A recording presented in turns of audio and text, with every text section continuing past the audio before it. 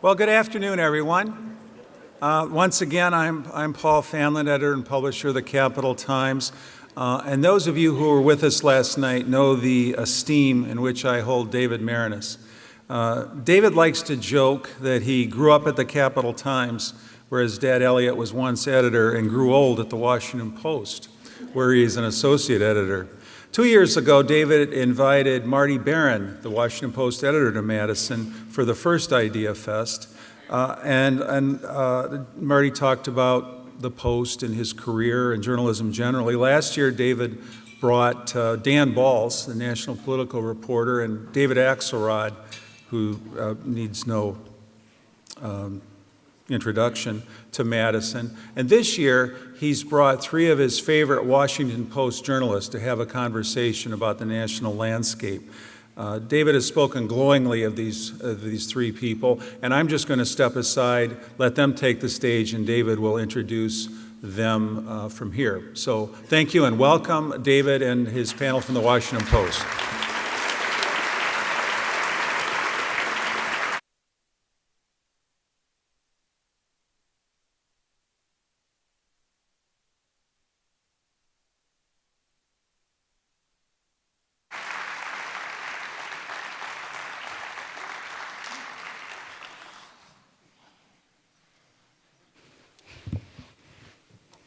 Screw up this microphone. Thank you so much for coming. I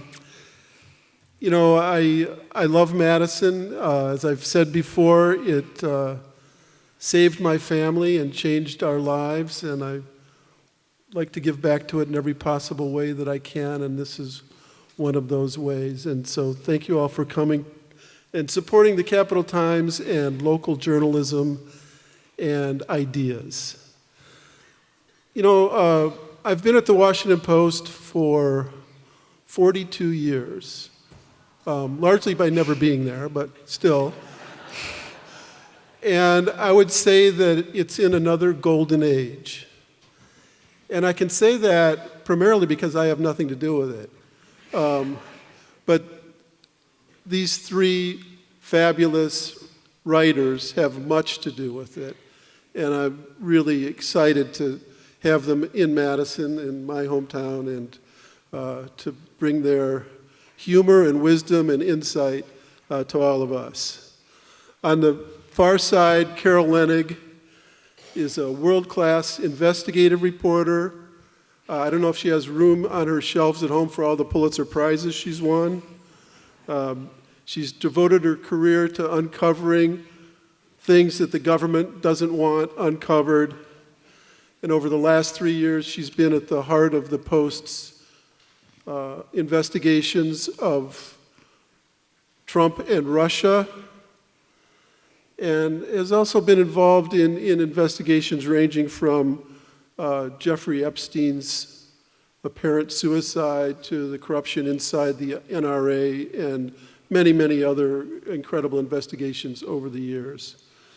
Catherine Rampell, closest to me, is a brilliant economics columnist who really knows how to cut through the government fog and to understand the economy and the social fabric using data in very accessible ways.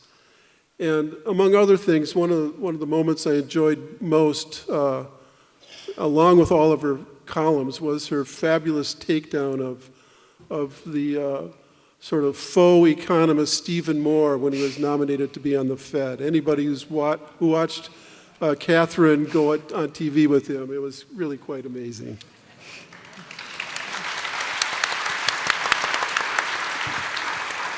I should also say in a self-aggrandizing way that among other things that I'm proud of is that Catherine was in my class at Princeton University 14 years ago when I taught a course on literature and fact. And at the end of that semester, I said to these students that I would take them anywhere against anybody else. They were that good, and one of the main reasons for that was Catherine. In the middle, Alexandra Petri, who has Wisconsin roots, as many of you know, but that's okay. She's on her own. She grew up in Washington. Her dad was a congressman from Wisconsin, Thomas P. Try. And I consider her my favorite satirical writer, the best in America. I was thinking about it, and I sort of thought she was some combination of The Onion and Mark Twain. But it's really not fair to compare Alexandra to anyone else because she's singular. And she makes me laugh out loud, which I don't do that often. And yet feel enraged at the same time at the things that she's revealing, the depravity of our government and our system. And also, nobody can write about bed bugs the way Alexandra does. We might talk about that later. So these three writers come from very different worlds of the Washington Post.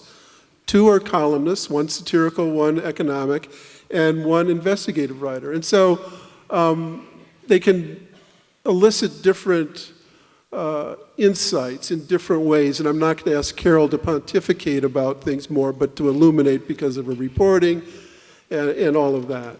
But my first question to all three of you really has to do with the context of newspapering in this climate. What is it like to get up every day and deal with this world of Trump? And what are the most difficult aspects of it? What are the most exhausting, interesting parts of it? Carol, you go first. Happy to.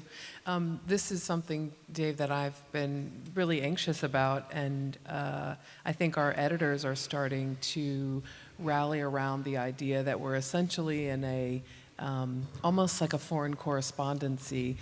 There's a program within the Washington. Oh, sorry. They're not shy here about mics. Go. Direct Midwesterners. I'm married to one, so.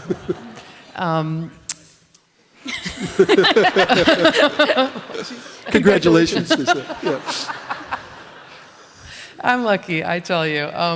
Okay, so quick, get to the question. Foreign correspondents at the Washington Post, because it is truly hazard combat work, take 3 weeks off or 6 weeks off every several months. And we're getting to the point at the Washington Post where the people who are covering the White House and the Trump presidency are like foreign correspondents. They are wearing down to the nub. I thought that we were really busy during the 2016 campaign and that it was relentless. People were wearing down then, but it is as if the pace of news has accelerated in a, I don't know, my daughter knows math and I don't, but you know, it's just been an amazing algorithm of increased intensity. Part of it is the president himself. I mean, every day he wakes up thinking, how do I control the morning? How do I control the news cycle? And we have a duty to follow that, but there's plenty of other things to do besides follow his tweets or his announcements or his most recent firing and dismissal of someone that is disputed. There is a lot going on, and we used to have this thing, it's a very very antiquated tradition called the Weekender. And the Weekender at the Washington Post might be something you would write for the Sunday paper and spend 2 or 3 weeks reporting out. Now my colleague Phil Rucker and Ashley Parker at the White House will write that story in 4 hours. It will be everything that's happened that you need to know about the moment Bolton was fired. Everything you need to know right now about the most dramatic thing that happened 72 minutes ago. It is exhausting. And I love coming to Madison so I can take a little break from it. Thank you. Catherine?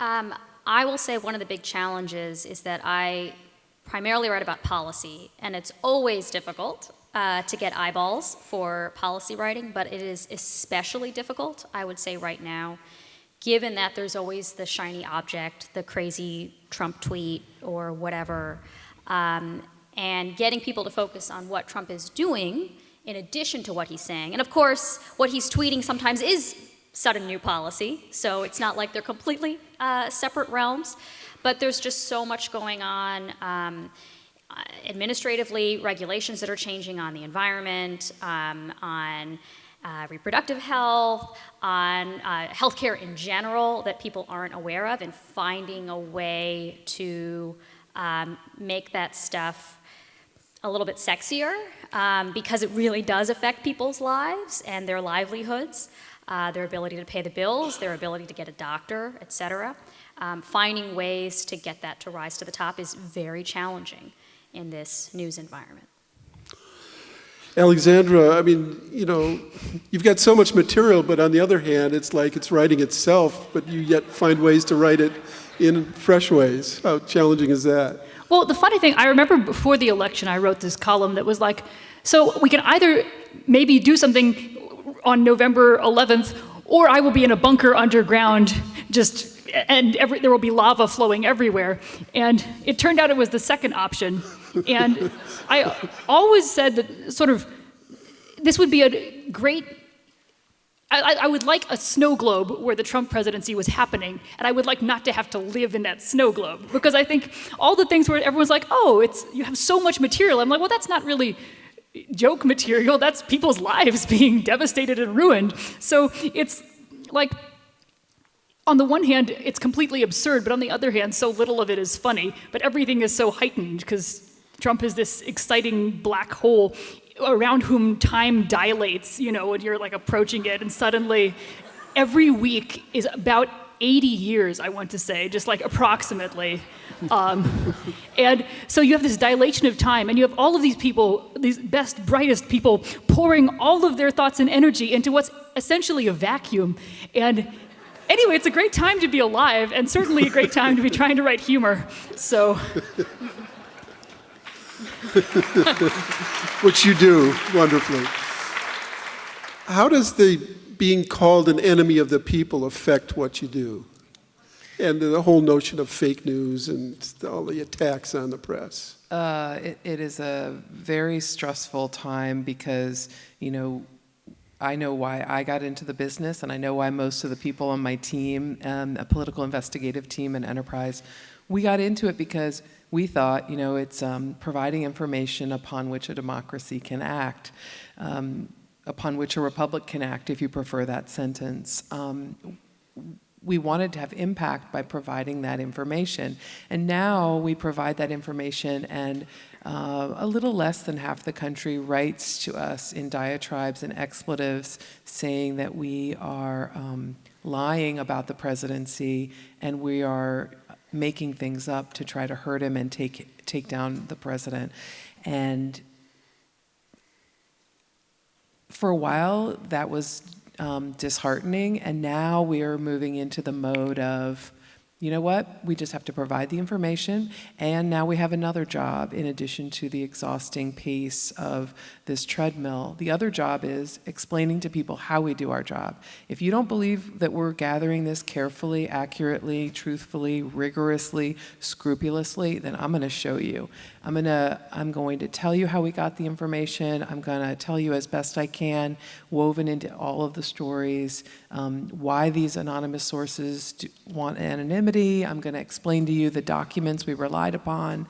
I feel like that's a new level of detail that I didn't really have time for, but I'm going to do it because, and my colleagues are doing it, because we can't let somebody or some entity or some political group decide that they're going to ruin our access to providing fact. Do you do that in the story itself? Increasingly. I mean, not as well as I would like because we're scampering to actually do the stories. I'll give you one example that really set the mark, which was David Farenhold's. Yeah. We kind of tease him mercilessly. David, as you may or may not know, broke the Access Hollywood story. He did that amazing story because everyone knew he was covering Trump's charities during the campaign, and a source found him, an anonymous source, and sent him that information. But all before the Access Hollywood tape, he would have these yellow legal pads like my father had scattered around the house. And he would write down what he was gathering, what he was learning about Trump charity events, and he would tweet those images so readers could pile in and help him. And we tease him and we're like, you know, you didn't really use those legal pads. And he goes, no, I really did. But I think we need to show, or else someone's going to steal our ability to communicate directly to the public. Yeah, and he does it on tweets, and he's doing it today, I think, right? That's right. His latest attempts. Yeah. Along with the attack on the press is the attack on facts. And Catherine, I know you've written extensively about that and the diminution of statistics and science and fact.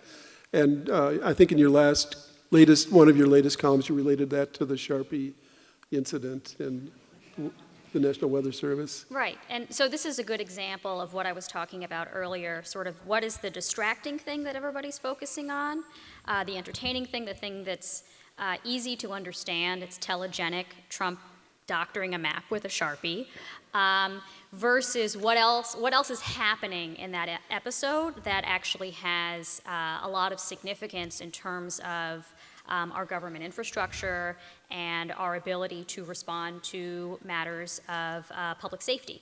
And so in the case of Sharpiegate, it wasn't just that he doctored the map.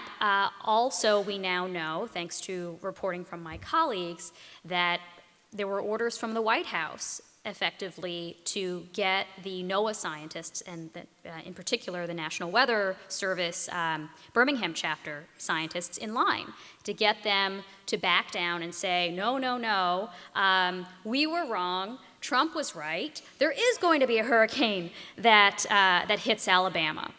And this is really problematic for a number of reasons, of course, including that this is part of a broader theme within this administration of attacks on expertise, attacks on statistics, attacks on data, that, you know, it's not just about, oh, this is a silly thing that he did, and look how defensive he gets.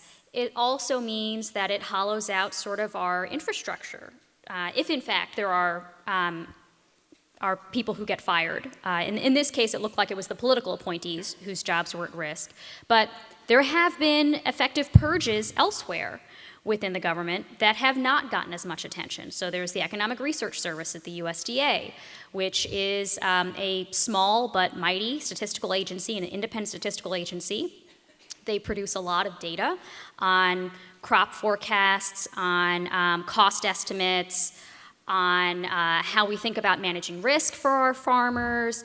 They produce research on climate change, on food stamps, on various other things that are sometimes politically sensitive. And because they have produced research that has proven politically inconvenient, it got the attention of the administration. And the administration decided that they were basically going to purge everyone there by announcing a sudden move of the agency away from Washington, D.C. to a location to be determined. Eventually, it was to be determined somewhere in the Kansas City area, and people had, 30 days to decide whether they were going to either move or lose their jobs. And something like 80% of the people said, I can't uproot my family, especially not on that time frame. So you have a number of statistics that are supposed to be published by statute that cannot be published, and that farmers rely on, and the ecosystem around farmers, all of the other industries that rely on agriculture also relies on, that it's up in the air, it's unclear what's going to happen. In the case of Sharpiegate and the meteorologists and other scientists who work within NOAA, even if their jobs are not directly at risk, you might imagine that their ability to speak freely about whether there is an accurate threat, whether there is in fact a risk of a catastrophic climate event, a weather event, that might be diminished going forward. And again, even if none of those things happen, even if people don't lose their jobs, even if meteorologists do believe that they can speak freely about the accuracy of risks, there's also a sense of credibility that's lost, right? We know that the risk that there are a couple of risks when it comes to warning the public about a potentially dangerous weather event. One is not telling them when the event happens. One is overwarning. And that, in fact, we saw one of the most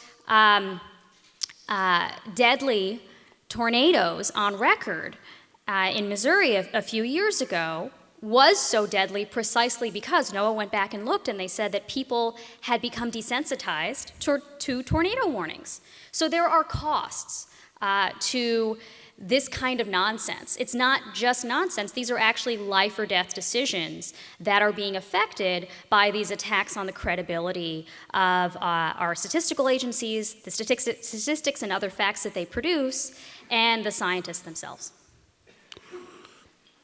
Alexandra, can satire exist in a world without facts? Well, actually, I have a funny story about this, which is, so... No kidding. Just a funny story about everything, folks. Well, so in, I think, early 2017, I wrote what I thought was pretty obviously a satirical piece about how the headline was something like, Donald Trump's budget is perfect and will fix everything that's wrong with America by punching it in the face, or something like that. Some real subtle headline that I thought, well, no one can mistake this for a real news story if that person has a modicum of sort of sensibility. Not sensibility, that's like a Jane Austen thing. You know the thing that I mean, sense. And shortly after it published, it got sent out by the Trump administration in their morning newsletter as a example of favorable coverage in the Washington Post. And so I briefly became real news, which was really exciting for me. Because people were calling me up. They're like, "How does it feel to be real news?" And I'm like, "Well, this is my dream." But it really was not very subtle. And so now I'm subscribed to the daily 1600 briefing because I want to see, am I going to make it again? Because I keep doing the same headline style. And so far, nothing. And they're all just sad headlines from the Washington Times saying Donald Trump is flawless and has done nothing wrong, which, unlike my headlines, are, unfortunately, I think, in earnest. So the trouble is that it's sort of like Poe's law, where there's a point when satire is indistinguishable from somebody who really means it, who just is not joking. And on the internet especially, these things can collapse. And one of the problems you see, where a lot of the people who are sort of using hateful, just saying awful stuff on the internet, is when prodded, they always say, "Oh, I was joking. Oh, can't you tell it was satire?" And it's like, how was it satire that you were just yelling a slur at people? That doesn't seem satirical or particularly illuminating in any great regard. But it's interesting because there's been this sort of collapse of the borders of, I think, once you have facts starting to melt, then you get this Dali-esque landscape where the clocks are sort of mushrooming, and it becomes difficult to write jokes. So whenever I write something, I have to think, well, what if someone took this seriously? What would happen? And hopefully I write it in such a way that at the end of it, even if you went into it thinking I maybe wasn't joking, you'll come out of it realizing that I was, but sometimes not. I get a lot of emails. There was actually an example of this, not from Alex earlier this week, but from somebody else. So when Bolton was fired, I saw a number of people on Twitter make the same joke, which was congratulations to acting National Security Advisor Mick Mulvaney. Because Mick Mulvaney always has like multiple cabinet posts that he's holding somehow simultaneously.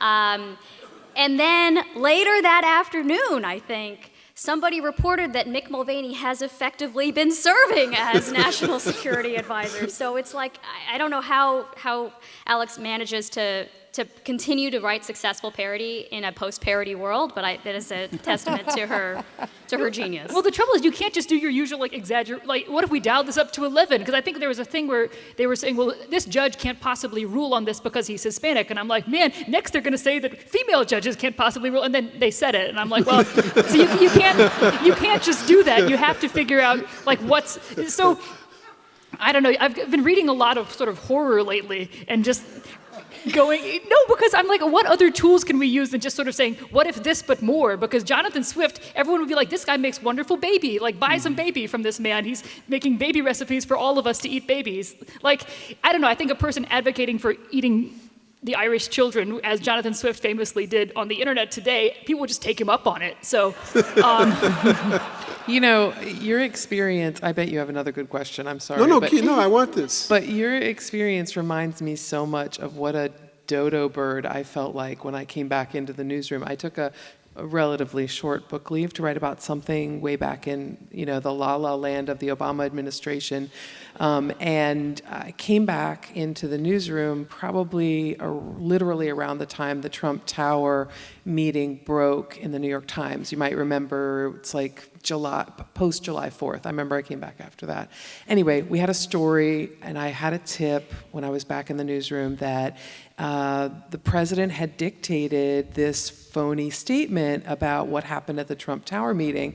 And the Times had done such a good job in breaking the fact that that meeting occurred in the 2016 election. Jared, Manafort, Don Jr. Thank you, Don Jr. Get this meeting together with a Russian lawyer to talk about sanctions. The Times nailed us on that, did a great job. But we had a tip that, the president had made up the phony statement. He was the person on Air Force One who said, this is what my son is going to say about the meeting, and leave out the part that it was about the campaign. It was just about adoptions, not about the campaign, not about policy. So we were chasing this story, and I had really good sources about it. And then another source said, you know what? The president has been talking to lawyers to consider whether or not he can pardon himself. He wants to know, can he pardon his family members and can he pardon himself? So it was part of this string of reporting. Anyway, long story short, in the Clinton administration, in the Bush administration, in the Obama administration, I have been misled. I have been given information that omitted important facts, that spun things, blah, blah, blah, blah. But nobody's actually directly, factually lied.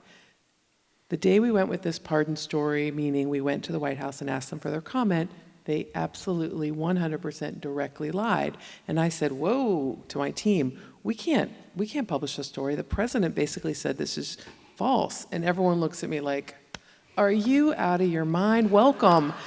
I'm like, no, I'm not comfortable. We go to more sources. I said, I'm not ready to publish. The president's saying it's wrong.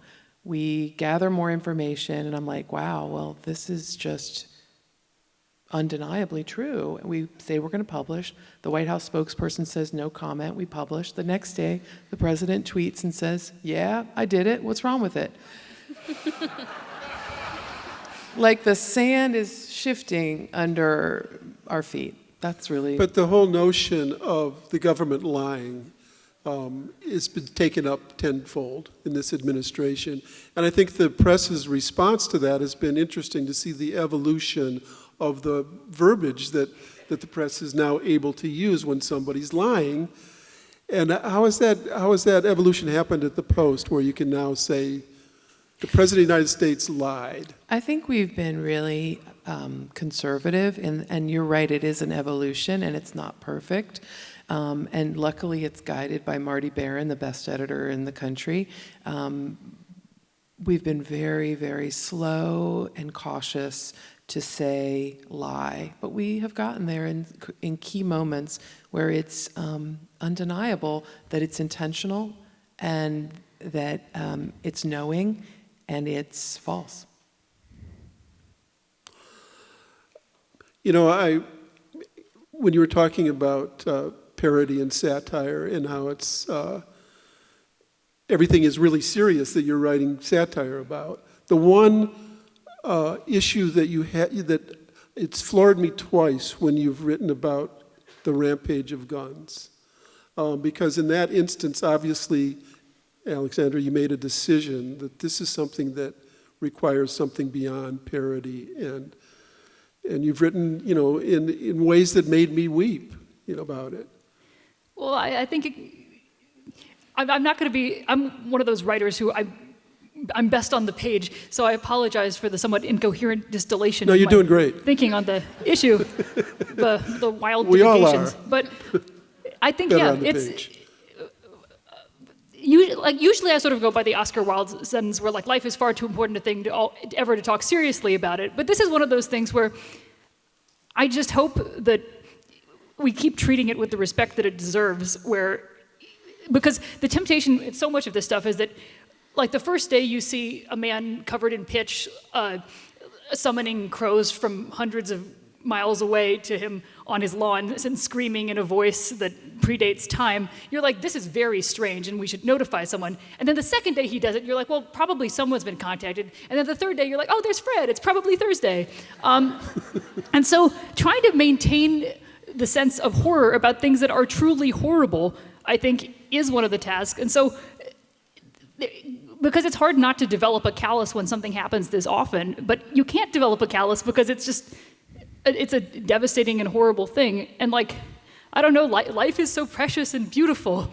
And the idea that sort of we're slowly picking away at all of the things that make civilization beautiful. Like there's this whole Chesterton thing where he's like, what are the benefits of civilization? And someone is like, well, we have clocks and we have this chair and and like he becomes incoherent just because everything around him is like, this is so wonderful. And I feel like our places of worship and our movie theaters and just being able to go somewhere with people and be welcomed in there and not have to walk through like a metal detector in order to go to a baseball game. These are just beautiful, precious things that we've worked really hard as a society to have. And those are the things we'd rather give up instead of thinking, can we have a more sane attitude towards guns? Even though like the majority of people want to have that and have that more sane attitude. So it's just incredibly frustrating and depressing and makes me both of those things. So I have difficulty writing jokes about it. And so I don't write jokes, I just write. But yeah, fix guns.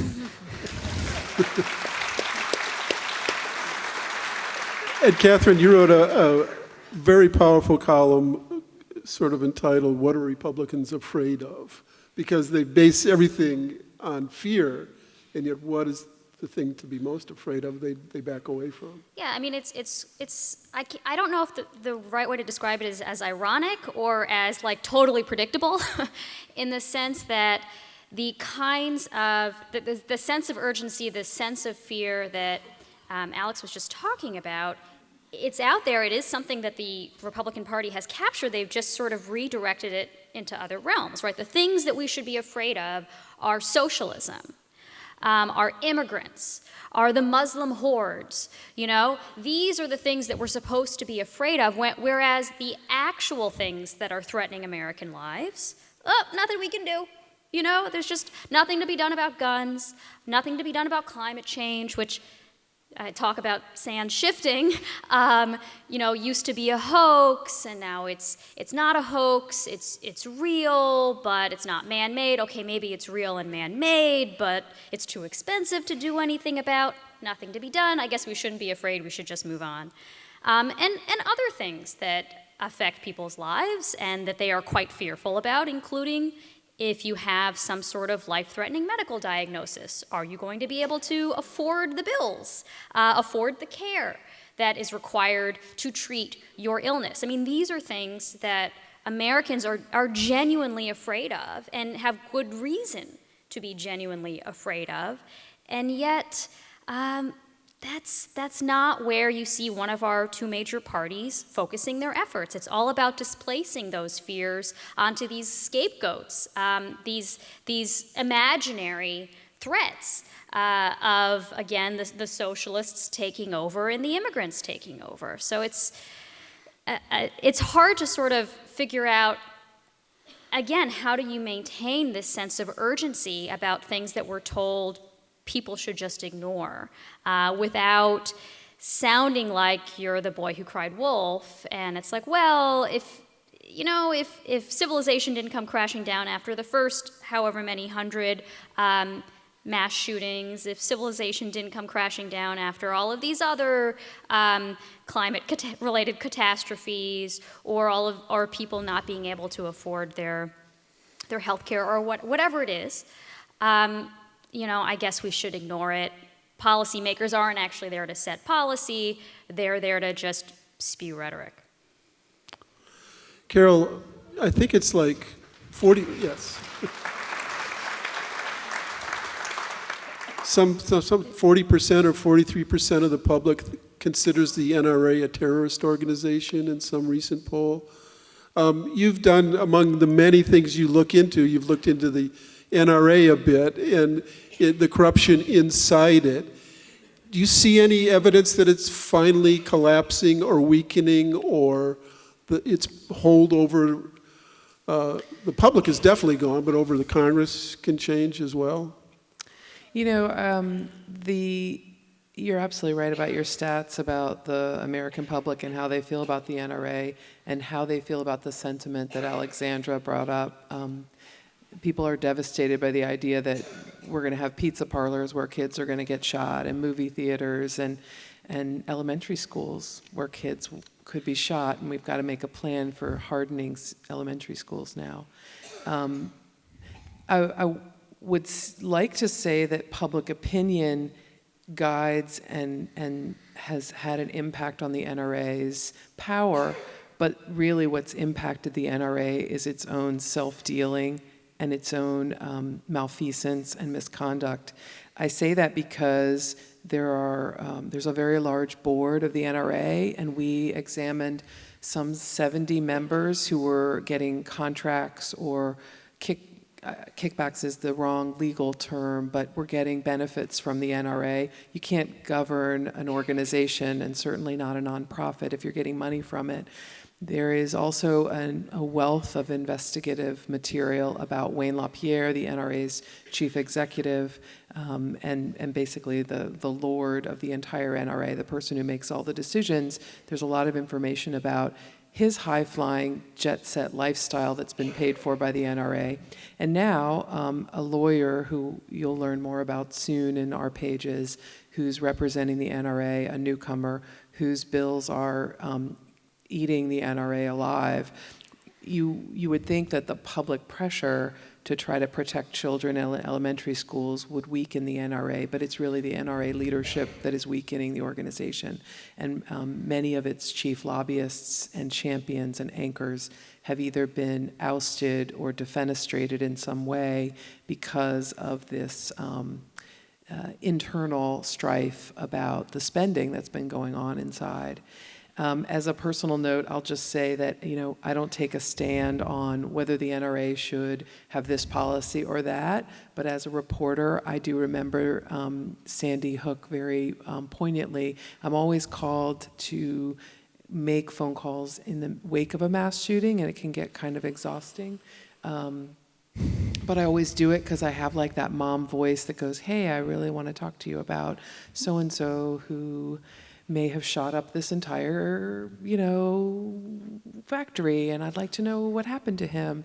On the day of Sandy Hook, an editor called me and asked me, could I come in and make calls? And it was the first time I said, no, I can't do it. I had a first grader that year, and every picture that came up, I was just like, I'm going to cry on every call. I do cry on these mass shooting calls, and I'm not embarrassed about it, but I don't think I could have done it. Beautiful.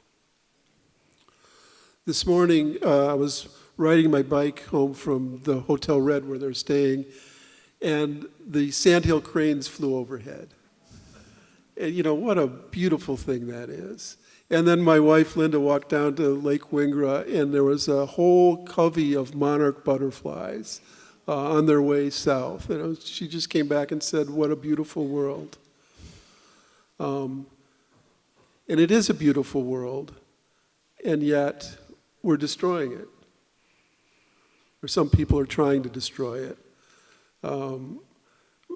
Catherine just wrote a column called Make Water Dirty Again. Tell us about that.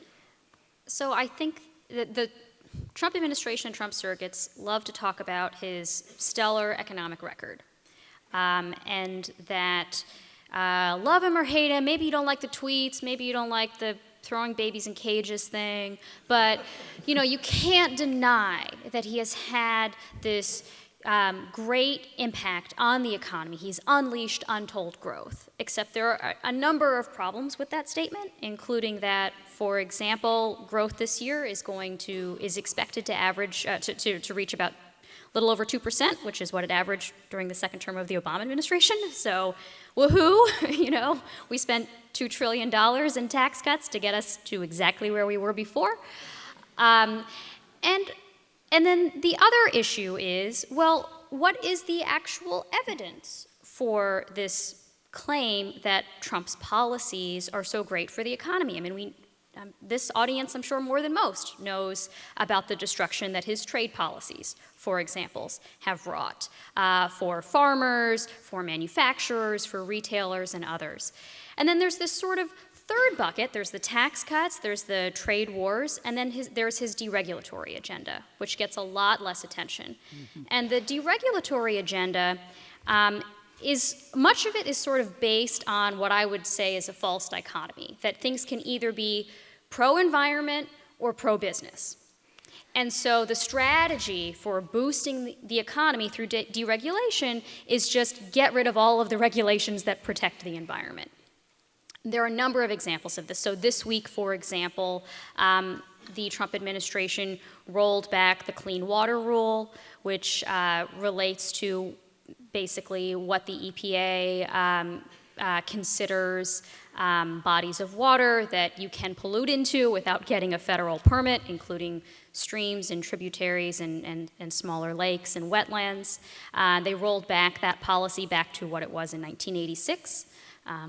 Not exactly a high watermark, no pun intended, for environmental policy. They have rolled back a lot of other environmental regulations that basically make it easier for power plants to dump more arsenic and lead into the water.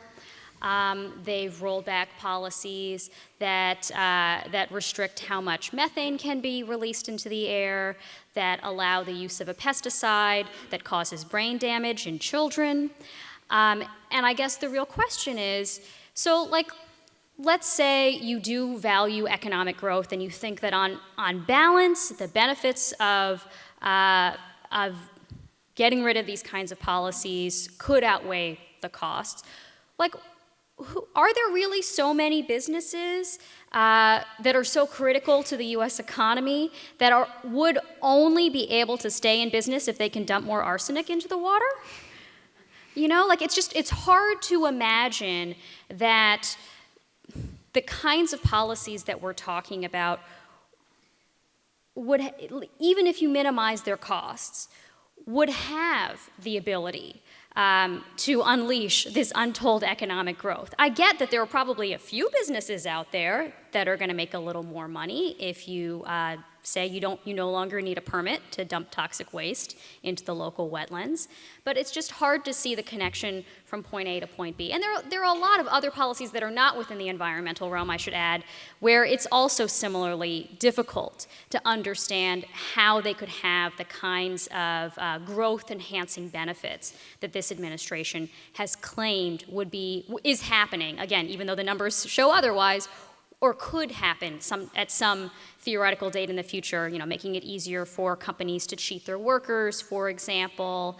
I'm trying to think of some of the other cases that they've had. But anyway, if you can see what they've done on deregulation, and again, it's just very difficult to understand how you would see the kinds of effects they're claiming.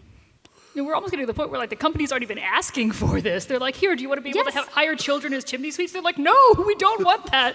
That's from 200 years ago, in California. Yeah, exactly. That's what they say. So what is it? What's the purpose? To have a brag sheet? What's the goal? I think some of it is, again, they think if it's bad for the environment, it must be good for business, even though there are businesses that are saying otherwise. In the example of the car industry. The car industry, right? The car industry said, no, please don't roll back your fuel efficiency standards. It's going to cause a lot more uncertainty for us. They made a deal with the state of California. And now the Trump administration is basically weaponizing the Department of Justice to try to get an antitrust investigation against the car industry. So, the businesses that they allegedly want to help are saying no. There was a similar example with the mercury rule, I want to say. And there was another environmental, I'm trying to remember, the methane rule. And they renamed the methane something fun in they put out something being it's particles of freedom. And I'm like, this is very Bush era. But it was still... Yeah, well, a lot of fossil fuel companies want to be able to say credibly that natural gas is a clean or at least cleaner alternative to other kinds of fossil fuels. And if instead the Trump administration is saying, no, make it as dirty as you want, please, up the dirt, it kind of ruins their case in the long run. So, yeah, I think, to answer your question, I think it's partly just like sort of a facile understanding of the dynamics here. It's partly just like anything Obama did, we want to do the opposite, which is not, a theme not unique to their environmental agenda. We've also seen it with trade and with a number of other realms, the Iran nuclear deal. So I don't know. I mean, it's like own the libs, I think, is the policy. That's the only underlying theme that I can see. Carol, this summer I was able to spend a week with Mona HannaAttisha, the great pediatrician who exposed the Flint water crisis. And I know that full decade before that, you were part of a team that saw the same thing happening in Washington, D.C. Tell us about that and what you saw, why that happened, and what you learned from it. And now happening again in Newark. Yes. It's funny. This is just like okay, I'm going to use this question to do my show, the reporting feature, as quickly as I can. In DC, I was teamed up from time to time with a great reporter, and David Nakamura, and he got this tip that, I love this. The way I say this is going to offend a lot of people in the room, but a crotchety old man who kept all the documentation that came through his mail and all these notices. He was reading the fine print with a magnifying glass, and in the fine print from the DC water utility, there was a reference with 3 little asterisks that said, this is a problem because we elevated beyond the lead and copper rule, EPA, NSD 121517. He looked it all up. I'm making that up, but you get where I'm going. Anyway, David got this tip. The city had been selling water that was at elevated lead levels, and he found out that it had been going on for months. Then we found out when we joined a group of team put together and found out that actually it had been going on for years. And I will never forget I guess you'd call this person a whistleblower now, but it was just a good old-fashioned public servant who called me after our first story broke that it had been going on for years without any notice, no effective affirmative notice to residents, endangering pregnant mothers, endangering toddlers and infants. And he said, you need to look at the city's change in basically water disinfection. Their change in water disinfection and their water treatment caused this lead problem, not lead pipes. Well, that's really what happened in Flint, and that's really what's happening in Newark. And nobody is it's like we have to learn the same thing over and over again. It's insufferable to watch. In Flint, they had a change in their water source and their water treatment. It was cheaper, what they were doing, using the particular water source, and it scoured lead that is in every plumbing fixture and every piece of solder. It's not because one city has more lead pipes than another, although there are some that do have more. It's about scouring the metals out of the pipes and the equipment. And that's what's happening in Newark. They changed the disinfection, and again, everyone has to learn it all over again, and I don't really know why. What's the column you write, Alexandra, when the world comes to an end because of all this? Well, I don't think I'll be there to write the column. It'll just be, so long and thanks for all the fish, kind of. Although not for the fish, I don't know, I'm not as partial to fish as I guess Douglas Adams was. But I don't know, it has been a beautiful world, and it's been nice to be alive. Like some of the things, plastic straws are terrible, but I will miss living in an era with them because they were so convenient while they lasted. And you can buy them on the Trump website. True. But yes. Well, I'm not really taking questions, but I'll take this one, but no more, okay?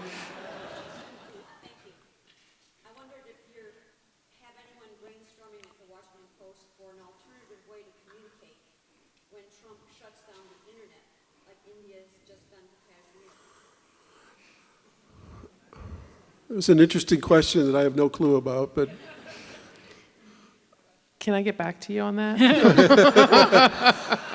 There is an answer, but I didn't know it. Yes. I can't believe he'd cut off his nose despite his face like that. I mean, can you imagine Donald Trump without access to the internet? I was going to say, well, he'd completely lose control within seconds, but then I thought, well, what's the baseline from which we're starting here?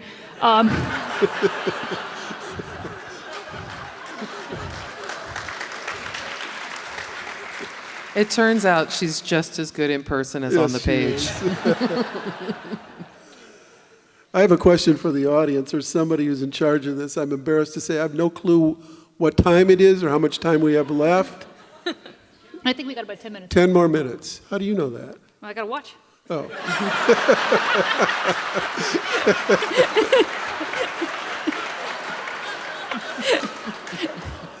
You know, in some important ways, I think that along with all of that awful stuff, we're in an era of reckoning in terms of equality and, you know, involving so many things, the Me Too movement, you know, dealing with women's rights and gender equity, and but still in all these enormous fights. And Alexandra, I'm going to turn to you again because you wrote a column called "I'm a State Legislator and I'm here to substitute teach your biology class."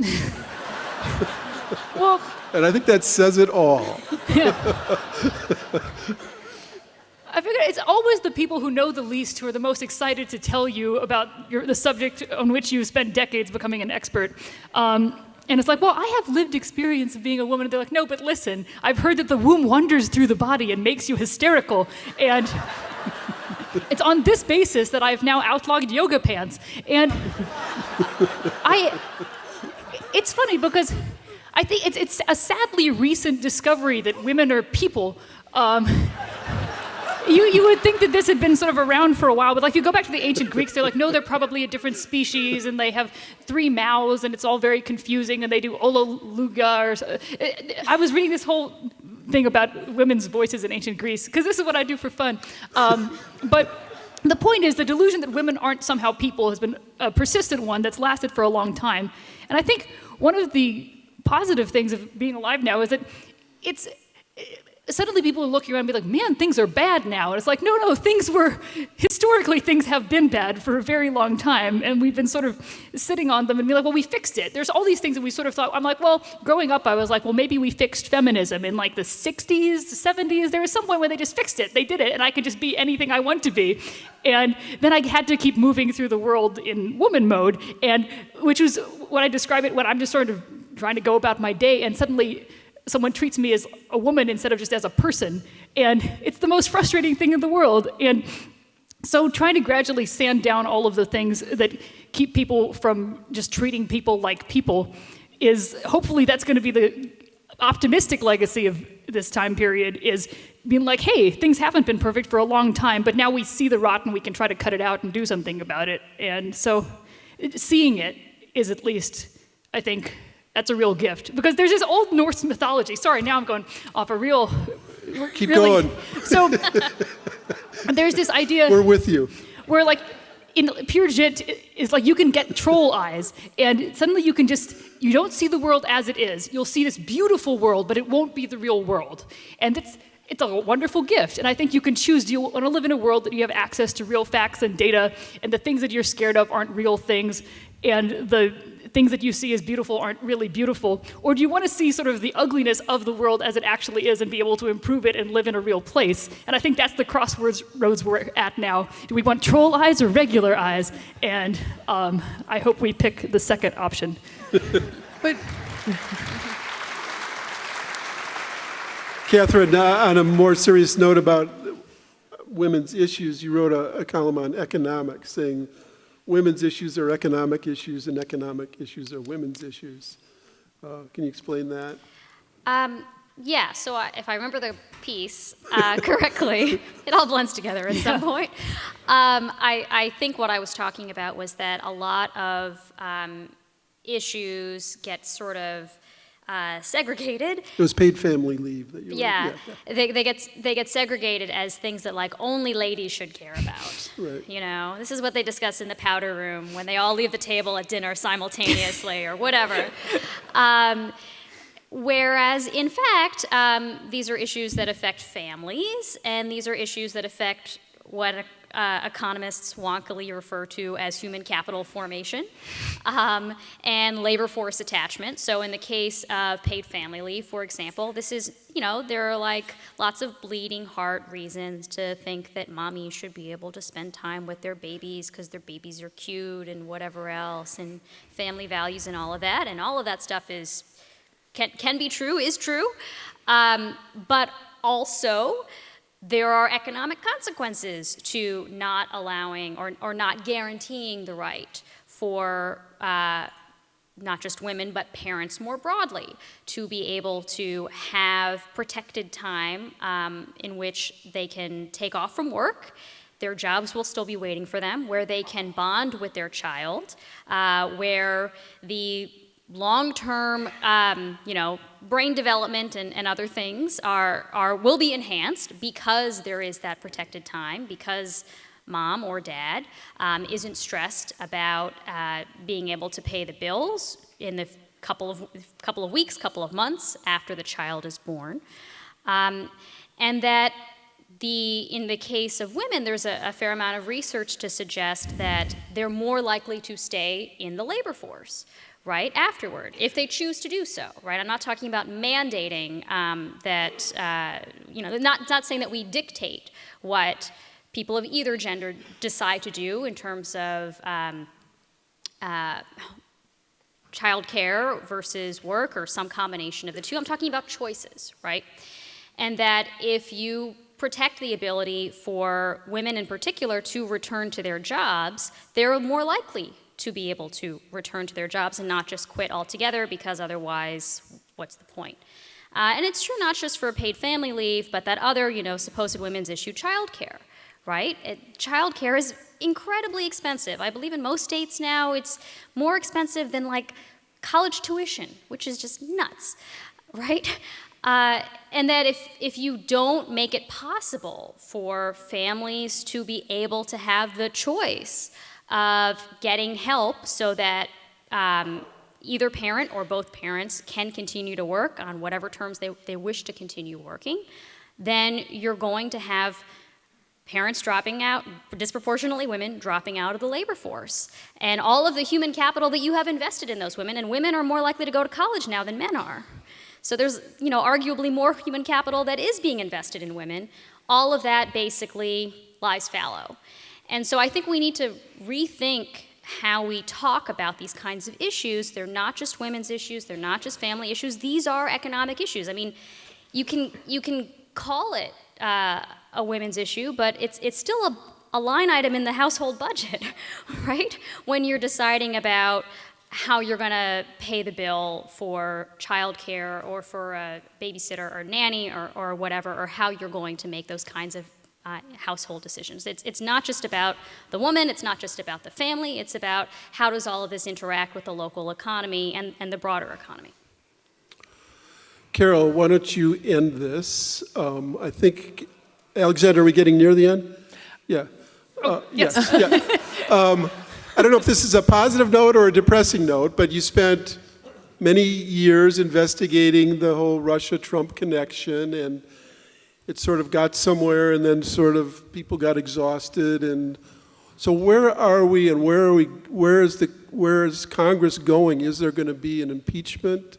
What do you see happening, and where is it all? I could be proven wrong on Of course, this. everybody. However, I would say that I don't see impeachment proceedings happening. Pelosi has put her foot down on this, Nancy Pelosi, the Speaker, on the argument that the public is weary, the public is not behind electing, in her case, Democrats based on more investigation. Mueller's investigation and report was I don't mean to be dismissive of it, but it landed with a bit of a thud because so many people were anticipating that it would find criminal wrongdoing by one person or another, or that it would be really clear, like a slam dunk description of high crimes and misdemeanors. And that was not the way that he proceeded. He decided not to decide whether or not there was criminal conduct. And all of you who followed the news carefully, if you're in this room in this beautiful day in Madison, then you've followed the news carefully. He decided not to decide. He decided it would be improper and unfair to accuse the president of criminal wrongdoing, and a slew of hundreds of former federal prosecutors said these pieces of evidence suggest criminal conduct. That's not enough for Pelosi, and I don't think that's what's going to happen. As one of my colleagues, who will remain nameless, at least for this setting, remarked, this presidential election will not hinge on impeachment proceedings. It will hinge on Donald Trump. Has he done enough to infuriate people that they get up and do something about it? Or is his way of governing very blunt, very coarse, very pugilistic, appealing enough to people that they choose him again? And I think that's where we are. You know, when you say American public or the public, I think this public would say impeach. But we will see. In any case, you can see why I'm so delighted to have these three incredibly talented writers here in Madison. And thank you all three so much.